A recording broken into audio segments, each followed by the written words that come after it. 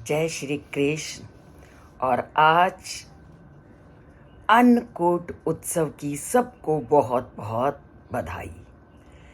कार्तिक का महीना आते ही त्योहारों की जड़ी लग जाती है। एक के बाद एक खुशियों का वातावरण सब और होता है। पूरा महीना व्रत उत्सव का वातावरण चारों ओर दिखाई देता है और जीवन में एक नई उमंग, नया उल्लास भर देता है।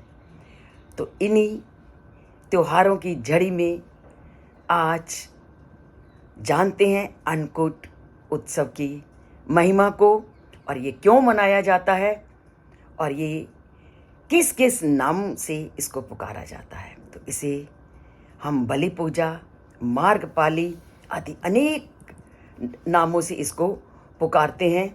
और इस त्योहार को क्यों मनाया जाता है, कैसे ये त्योहार शुरू हुआ, इसको जानना बहुत ज़रूरी है।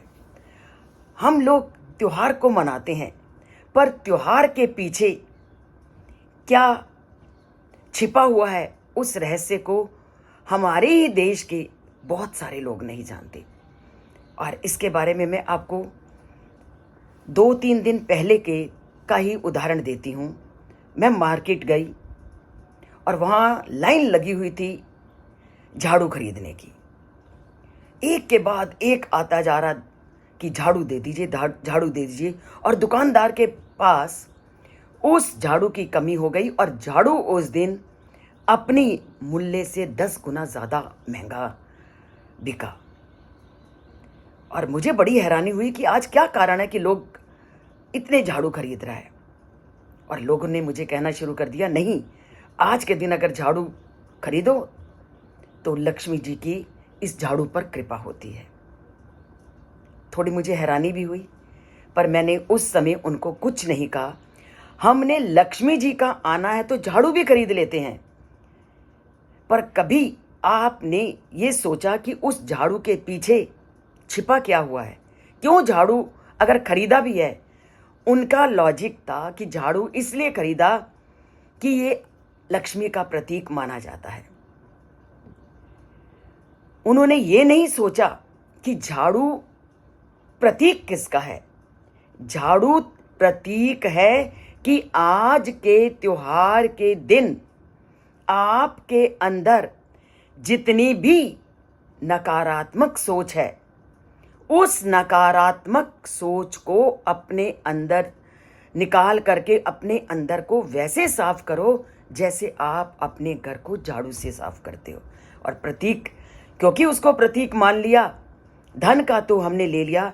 अगर हम इसको ये प्रतीक मान लें कि ये हमारे अंदर की बुराइयों को दूर भगाता है, तो शायद उस झाड़ू को कोई ना खरीदता। हम जहां पर भी किसी भी चीज को धन दौलत और ऐश्वर्य से जोड़ देते हैं तो वो धड़ाधड़ बिकनी शुरू हो जाती है। और जहां हम अपने अंदर की सफाई से उसका प्रतीक मान लेते हैं तो वो चीज़ कोई भी लेने को तैयार नहीं होता। और इसका तो बिल्कुल उदाहरण मेरा ये आपके प्रतिदिन भेजे गए गीता के श्लोक हैं। ये आपके अंदर का पूरी तरह से झाड़ू देते हैं। उसको सुनने के लिए आपके पास समय भी नहीं मिलेगा, और एक झाड़ू को खरीदने के लिए लाइन की लाइन बाजार में आपको मिलने लगी।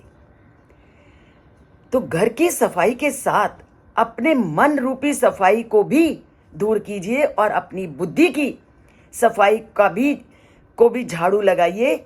वो भी उतना ज़रूरी है। त्योहार यही संकेत देते हैं कि अपने मन के घर को नकारात्मक सोचों से दूर भगाइए। ये त्योहार हमें यही सीख देते हैं कि अगर हमारे अंदर जितनी भी नेगेटिविटी है, जितना भी नकारात्मक सोच है, जितना भी किसी के बारे में हमारे अंदर बुरे विचार आते हैं या बुरे विचार हमें बुरे कार्यों के लिए प्रेरित करते हैं, उसकी सफाई इत्यादि करना।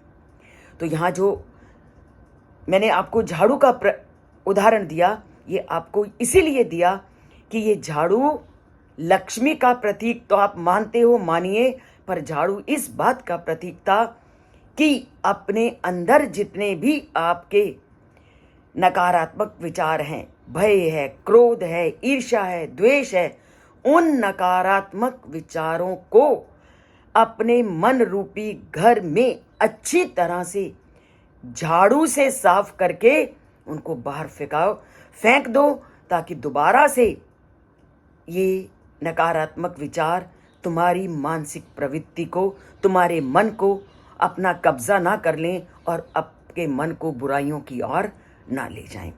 तो त्योहार के बीच में अगर कोई ऐसी चीज आती है तो उसके संकेत को, उसके पीछे छिपे हुए प्रतीकात्मक अर्थ को जानिए।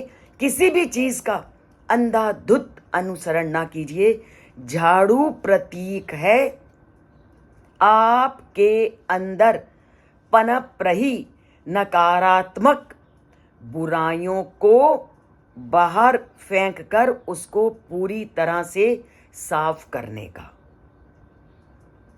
तो कीजिए अपने अंदर की इन बुराइयों को साफ और उस परमात्मा की कही गई बातों को सुनिए, जीवन में धारण कीजिए, ताकि पुनः कोई भी नकारात्मक सोच, कोई भी नकारात्मक विचार आपके मन को प्रभावित ना कर सके और आपको इस झाड़ू की कभी ज़रूरत ही ना पड़े। झाड़ू की ज़रूरत तभी तो पड़ती है जब घर गंदा होता है। जब घर को गंदा ही नहीं करोगे तो झाड़ू की ज़रूरत क्यों पड़ेगी?